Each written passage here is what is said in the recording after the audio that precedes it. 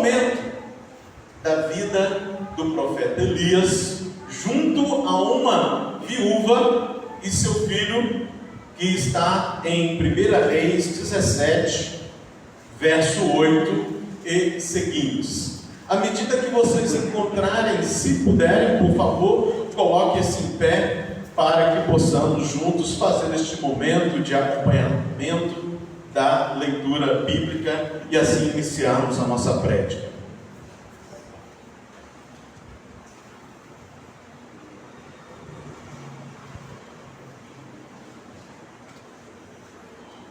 O título da nossa reflexão é: às vezes temos tão pouco para dar, tão pouco para partilhar, tão pouco para oferecer, tão pouco que de repente a nossa atitude seria reter. Eu tenho tão pouco, eu não posso dar. Mas a palavra de Deus vai nos admoestar em uma direção de solidariedade, como é o tema do biênio da nossa igreja. Nós devemos partilhar a vida cristã e vivê-la em solidariedade num mundo tão convulsionado, tão triste, num mundo que está vivendo um contexto de guerra. A guerra ainda não nos envolve diretamente, mas é um momento tão triste, tão difícil, não somente para ucranianos, mas para russos.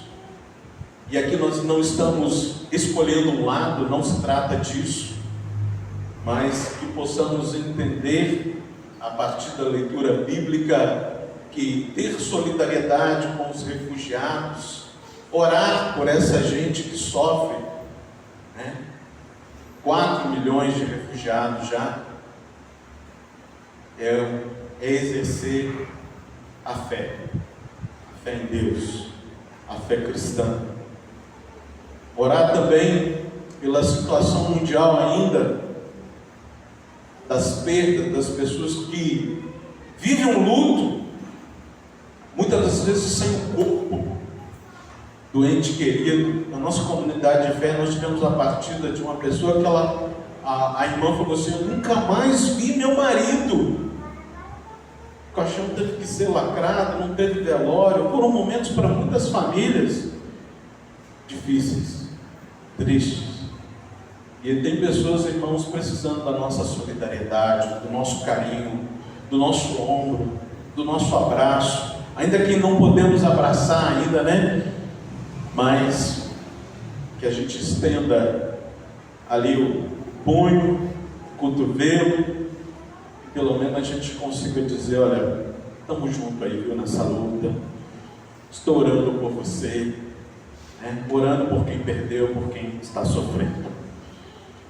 1 Reis 17 nos lembra, 8. Então veio a palavra do Senhor dizendo ao profeta Elias: levanta-te e vai a Sarepta, que é Sidom, e habita ali. Eis que eu ordenei ali uma mulher viúva que te sustente. Então ele se levantou e se foi a Sarepta, e chegando à porta da cidade, eis que estava ali uma mulher viúva apanhando lenha.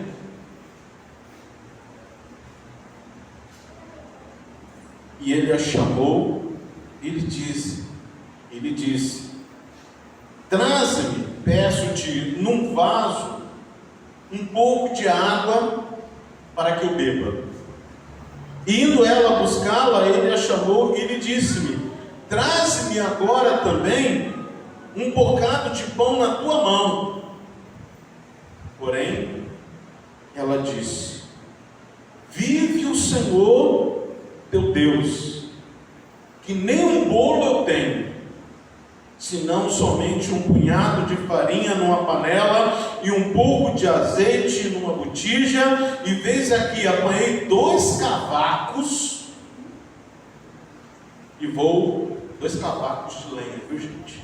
E vou prepará-los para mim e para o meu filho, para que o comamos e morramos. E Elias lhe disse: não temas, vai, faze conforme a tua palavra, porém, faze disso primeiro para mim um bolo pequeno e traze-no para fora, depois farás para ti e para o teu filho, porque assim diz o Senhor Deus de Israel: a farinha da panela não se acabará e o azeite da botija não faltará até ao dia em que o Senhor dê chuva sobre a terra. Amém. Podemos sentar.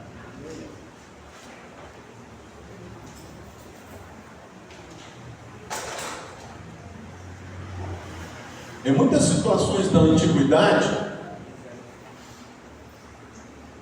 do povo de Deus, aquele povo chamado de povo eleito, o povo de Israel, e as suas cidades vizinhas ou circunvizinhanças, experimentavam tempos de muita abundância e depois tempos de estiagem e de muita escassez. Fome. Às vezes era pela ausência da chuva,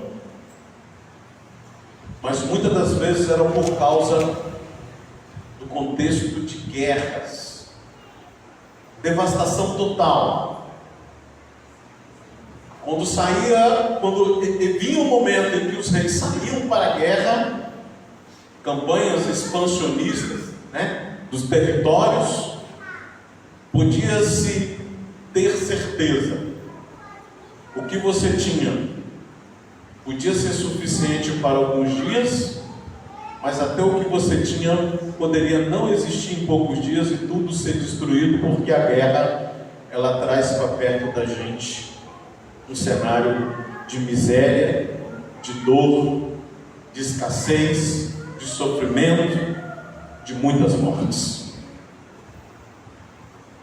Nesse contexto em especial, nós temos o que parece a escassez pela falta de chuva, mas não haveremos de desconsiderar a escassez pelo contexto de guerras que muitas das vezes existiu. E já que estamos falando do profeta Elias, precisamos entender que ele vive um tempo em que o rei de Israel era um rei que não se dobrava ao Senhor.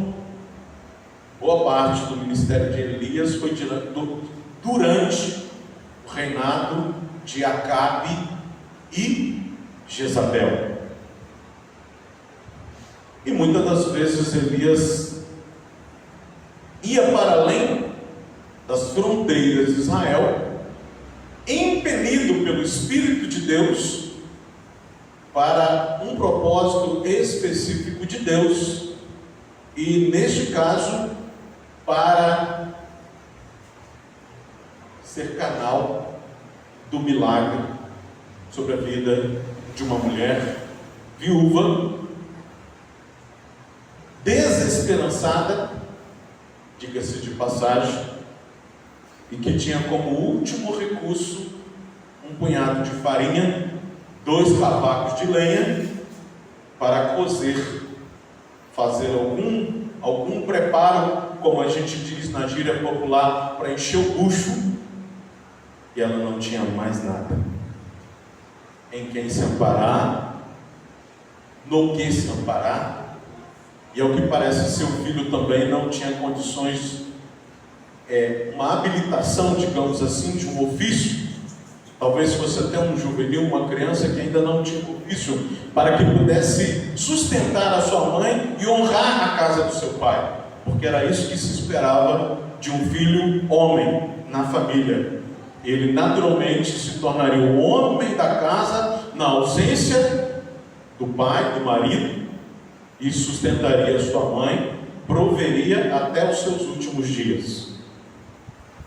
E é claro que sempre me lembro que o pretexto da viúva de Sarepta, ele era um pretexto humano, um pretexto em que a vida grita e que Quando a gente tem fome, quando a gente vive o limite ou a escassez, a gente não espera muita coisa ou não tem muita esperança. Portanto, o seu pretexto de dizer que o que ela tinha mal dava para ela e seu filho diante do profeta, não era nada exagerado, não era mentiroso, não era subterfúgio algum, era realidade, era a mais pura verdade da sua vida.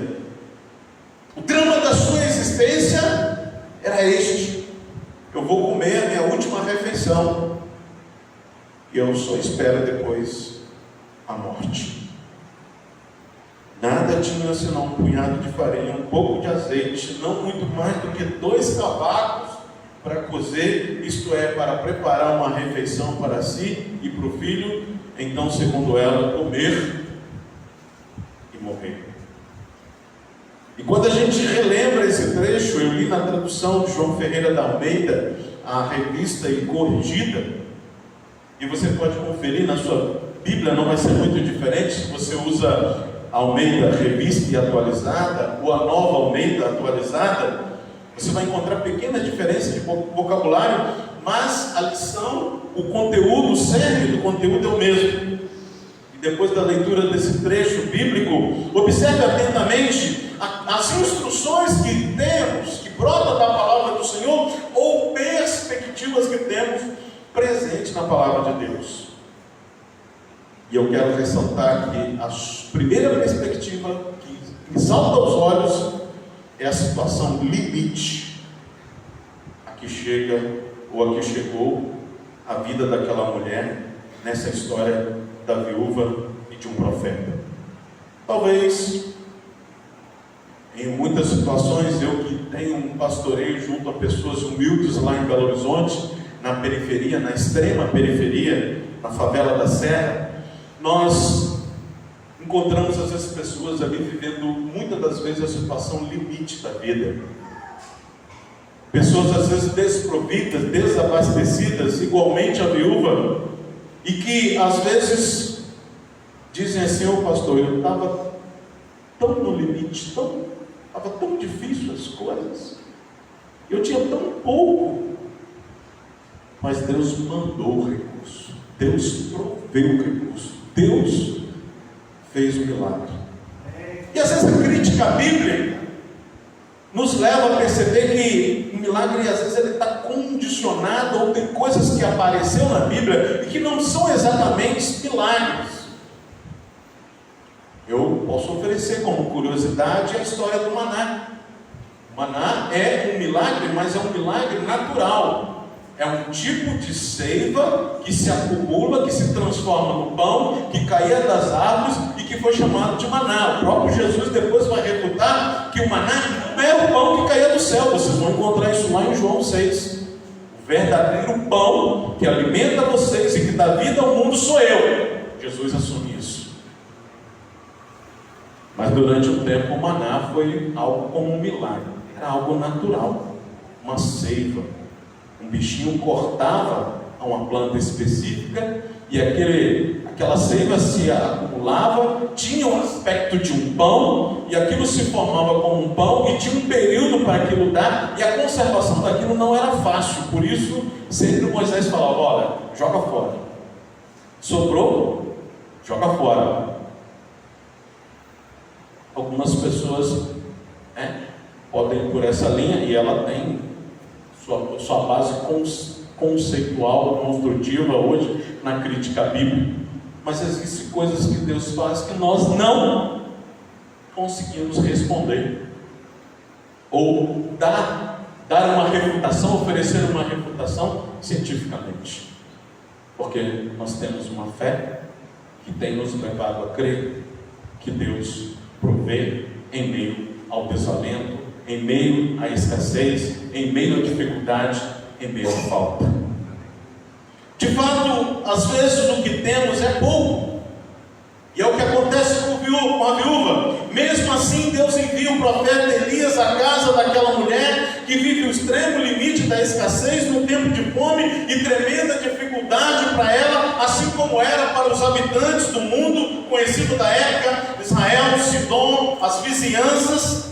Ao que parece, para que o dom de Deus seja percebido de forma especial diante da penúria e da escassez. Diante do exposto, quero chamar a atenção para a falta de perspectiva, de continuidade da existência que aquela mulher já experimentava. Ela não tinha mais perspectiva para o próximo dia, de viver no próximo dia, nem mesmo para seu filho, que era a sua posteridade. Considerando que não havia nada a se fazer a não ser comer e morrer.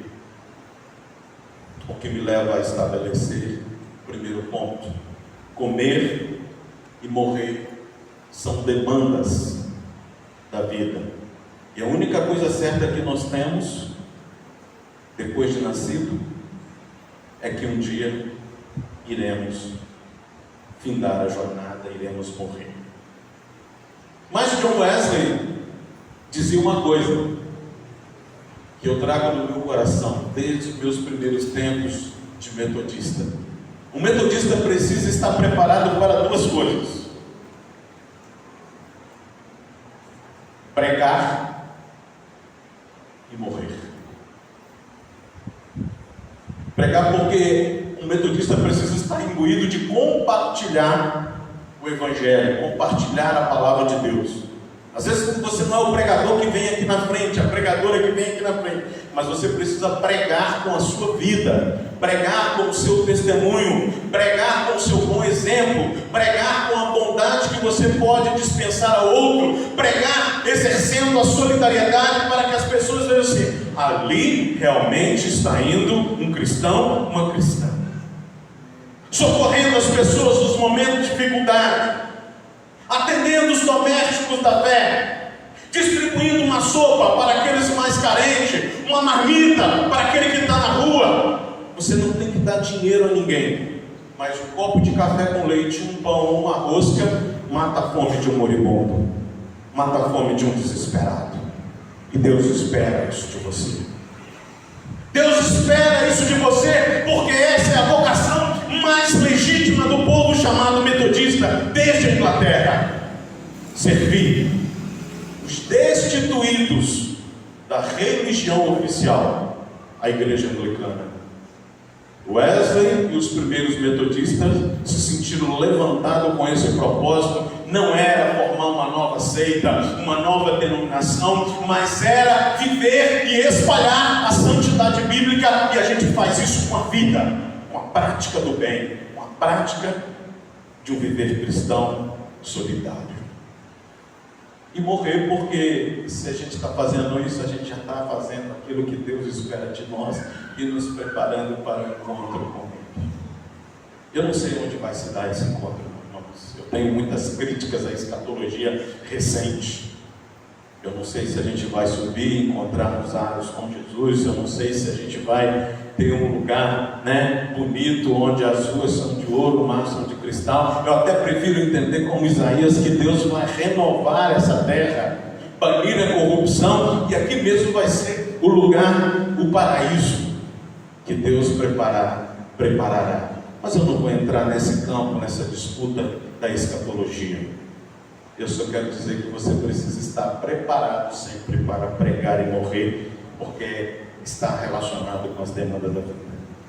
A geografia ali do lugar, e uma ampla leitura do contexto bíblico menor e maior desse assunto, em torno da situação de Elias, que envolve a viúva e outros trajetos, que está em 1 Reis 17, pode ou não comprovar uma perspectiva de carestia, escassez e fome, que já era praticamente global. No contexto mais crítico, estamos diante das realidades expansionistas, em que reis e imperadores buscavam, vez por outra, ampliar seus territórios. E quando a fome batia, era a época de você atacar o inimigo, porque ele podia estar desprovido. Aí eu saco aquilo que é a experiência da leitura. Você ataca o inimigo não quando ele está fortalecido, era a perspectiva dos reis expansionistas, mas quando ele está fragilizado, ao quebrado, a população está sofrendo, onde ele não vai ter muitos guerreiros animados para a luta, porque estão com fome, desabastecidos. E aí nessa situação, qualquer semelhança com a atualidade é mera coincidência. Predominavam, portanto, por assim dizer, as ações dos chamados senhores das guerras. Triste, mas me parece ser esse o contexto. Diante de uma demanda que se tornou espiritual, porque é Deus quem envia o profeta, ou seja, Deus estabelece a demanda da viúva, não apenas como uma demanda social, não apenas como uma necessidade da vida, da sua humanidade, mas Deus a trata agora como uma demanda espiritual, a qual ele envia um dos maiores profetas que já existiu para atender, que é a mulher. Sai de Israel, não tenho nada para Israel nesse momento, eu quero que você vá lá a Sarepta, que é Sidom. Eu quero te dizer que você não vai se apresentar ao rei. Muitas das vezes Elias ia lá, se apresentava ao rei da cidade, se apresentava às pessoas, mas não, você vai se apresentar à porta da cidade, você vai encontrar uma viúva. Eu quero ser canal de milagre na vida daquela viúva. Quero que você seja canal de milagre na vida daquela viúva. Se você acha que Deus não te olha com importância, meu irmão, minha irmã, eu quero que você olhe para a Bíblia de novo. Olhe para essa viúva. Olhe para Maria, a mãe do Criador, a mãe do nosso Salvador, porque Deus a elegeu como favorecida, aquela que achou favor e graça. Deus olha de forma única para cada um de nós. Deus não está ocupado demais com outras coisas. Deus é poderoso, onipotente e se importa conosco. Na sua magnitude, na sua grandeza, Ele olha para o pequenino e estende a sua mão. Ele é nosso ajudador. Diante da demanda que se tornou espiritual, Deus envia o profeta Sarepta, que é Sidom, para viver um tempo de dependência exclusiva dele e da provisão dos cuidados e alimentação que se daria a partir da casa de uma viúva e seu filho, que tinham tão pouco ou quase nada, senão, repito, um punhado de farinha, pouco de azeite, inicialmente, que serviria de um pretexto de per si desfavorável e de plena falência. Acabou? Acabou. Não é isso? Quando a gente era pequeno, né? A mãe falava assim: acabou. Não adiantava espernear. Acabou, acabou. A viúva estava nessa situação. Vou cozinhar. Acabou. Acabou. Depois ia morrer.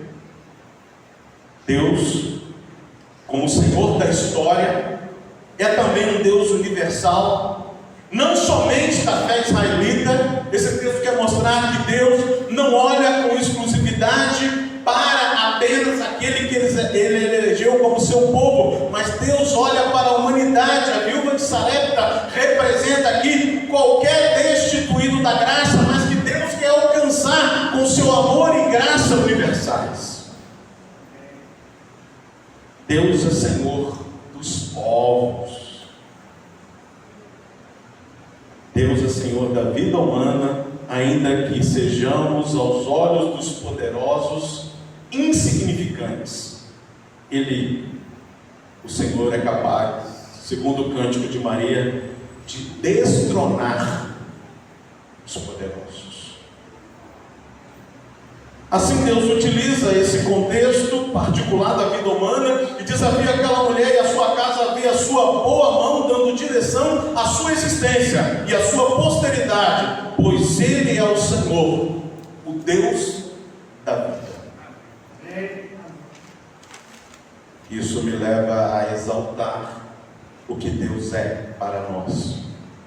Segundo ponto, o Senhor é o Deus da vida. Você pode estar passando pela situação mais difícil que for. Talvez seu problema não seja a escassez. Talvez seu problema seja outro.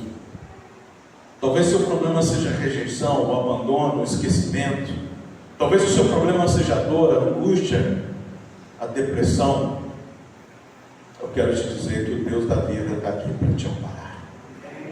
O Deus da vida está olhando favoravelmente em sua direção.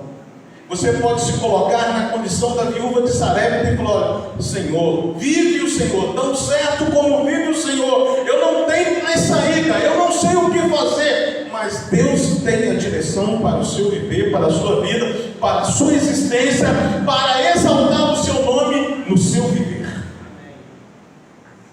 Porque o Senhor é o Deus da vida. Para além das previsões cabíveis, comer e morrer, que evocam os limites da provisão, e o mais interessante é que a afirmação da viúva não nega o conhecimento, a possibilidade de Deus intervir. Ela sabe quem é o Deus de Israel. Ela diz: vive Yehoá, ou Yahvé, ou Adonai,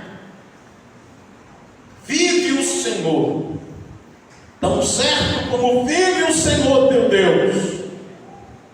Eu não tenho mais nada a fazer, eu só tenho isso aqui para comer. Essa é a minha provisão de hoje, amanhã não tenho nada. Mas o contexto que se apresentava era sobretudo ali, o limite da vida, mas Deus já intervindo. As sombras da fome, da morte, que sempre nos assustam, mesmo que tenhamos em perspectiva de que Deus nunca deixará um justo ou a sua descendência mendigar o pão. Davi lembra isso no Salmo 37, verso 25: já fui moço, agora sou velho, mas nunca vi o justo desamparado, nem a sua descendência mendigando o pão. Isto é, de uma forma ou outra, somos por Ele amparados, assim como direcionados pela sua mão. Creio que na expressão citada, ou noutras tão parecida com aqui, nesse texto, onde se diz: tão certo como vive o Senhor, que nem um bolo tenho, senão somente um punhado de farinha numa panela e um pouco de azeite numa botija. Assim, ela diz primeiramente: vou prepará-lo para mim e para o meu filho, para que comamos e morramos. Mas o profeta é assertivo, mesmo tendo diante de si um pretexto justificável. Ele diz: não temas, não tenha medo, não se apavore, não se perca na sua falta de perspectiva. Vai, faça como você diz, porém faça disso primeiro para mim um bolo pequeno, e traz-mo aqui, depois eu fará para ti e para teu filho.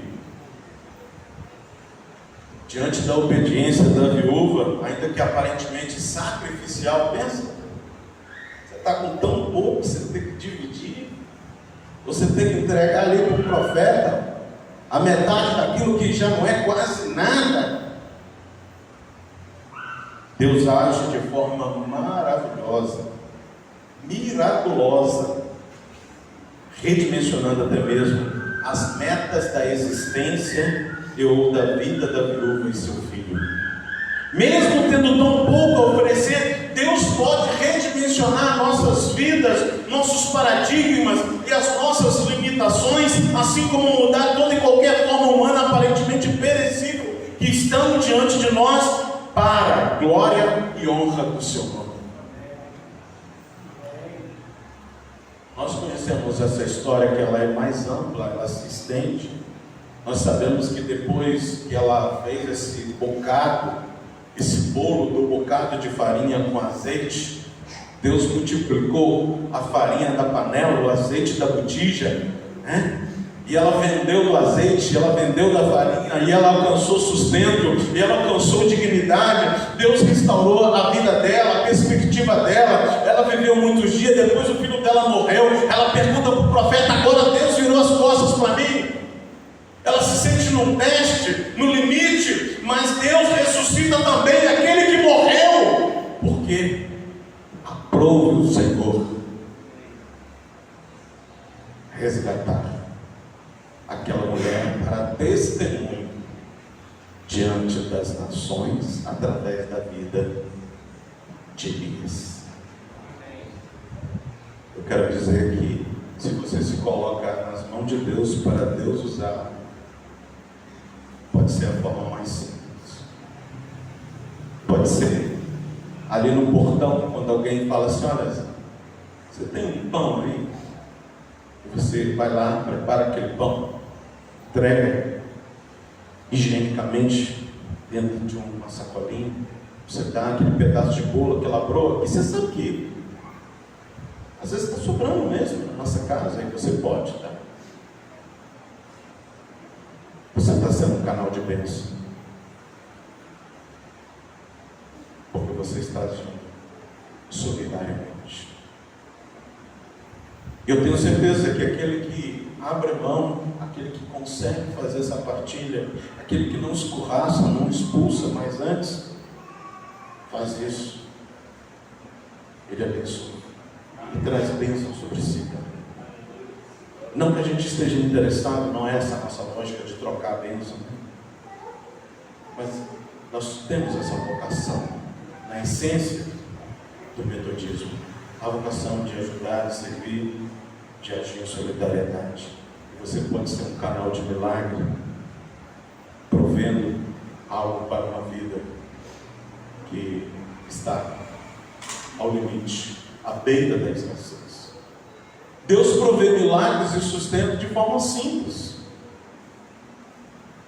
assim como eu estou dizendo. Através dos profetas, Deus também fez isso. O próprio Jesus também fazia isso. Mesmo que as perspectivas sejam de aflição, angústia, desespero, morte, se a gente pode ser esse canal de milagre ou de bênção na vida dos outros, eu quero te dizer que você está cumprindo com bom êxito o Evangelho e a vontade de Deus. Porque aquele que sabe fazer o bem não faz, se afasta de Deus, erra o alvo, comete pecado. Pecado não é nada mais, nada menos do que errar o alvo. Vem da palavra grega amartíria, que significa errar o alvo proposto. E se você erra o alvo na sua caminhada, que caminho você está fazendo? A gente precisa sempre caminhar para o alvo, acertando o alvo, vivendo em direção ao alvo, louvando e exaltando ao Senhor. Exaltemos ao Deus da vida, irmãos e irmãs. Concluindo, às vezes temos tão pouco para oferecer ou partilhar, mas Deus, por misericórdia ou justiça, provê, pois as suas palavras sempre se cumprem, uma vez que Ele é um Deus de aliança, um Deus de promessa, e Ele mesmo é o autor da nova aliança. Aquele que vier a você, traz um bocado de farinha, um pedaço de pão,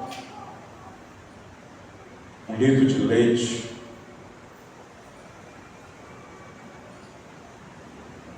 não vire as costas. Haja em solidariedade. Um dia você pode ouvir um testemunho de que, passando no portão da sua casa, alguém foi atendido dessa forma, solidariamente. Um dia falou: puxa, eu nunca fui tratado tão bem. Eu nunca fui tratado com tanta dignidade. Porque a pessoa já está numa situação de que ela se coloca como indigno ou indigna. E aí, você pode um dia ouvir o testemunho da recuperação, do resgate da vida, da dignidade. Porque a viúva de Sarepta também se tornou testemunho para as nações, para o povo de Israel, para a